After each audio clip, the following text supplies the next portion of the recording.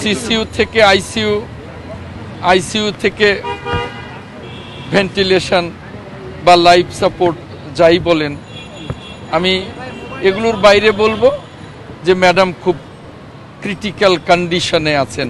আমি এর বাইরে অন্য কিছু বলতে চাই না, শুধু ম্যাডামের জন্য জাতির কাছে দোয়া চাই। কালকে গভীর রাত থেকে ম্যাডাম খুব ক্রিটিক্যাল কন্ডিশনেই চলে গেছেন, ফাইট করছেন তিনি আমাদের মাঝে ফিরে আসার জন্য।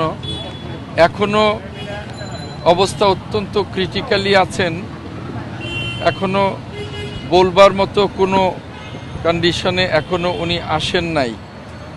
সারা জাতির কাছে দোয়া চাই ম্যাডাম যেন আমাদের মাঝে ফিরে আসতে পারেন। বলা যায় উনি খুব ডিপ কন্ডিশনে, আমি ঠিক ডিপ কন্ডিশনের ব্যাখ্যাটা আপনাদের কাছে দিতে চাই না, এটুকুই বলতে চাই উনি খুব ডিপ কন্ডিশনে আছেন। এটাকে আপনারা ভেন্টিলেশনও বলতে পারেন বা খুব ক্রিটিক্যাল কন্ডিশনও বলতে পারেন।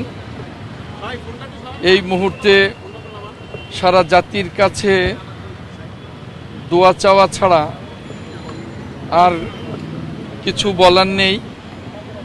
ডাক্তাররা ক্লান্তিহীনভাবে চিকিৎসা দিচ্ছেন। এর আগে আমেরিকা, ইংল্যান্ড এবং বাংলাদেশের ডাক্তাররা চিকিৎসায় ছিলেন। এখন চায়নার ডাক্তাররাও ইনভলভ হয়েছেন। সকলে মিলে ক্লান্তিহীনভাবেই চেষ্টা করছেন। বাদবাকি আল্লাহ ভরসা।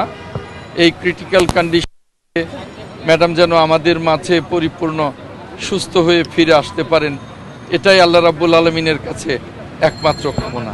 ধন্যবাদ।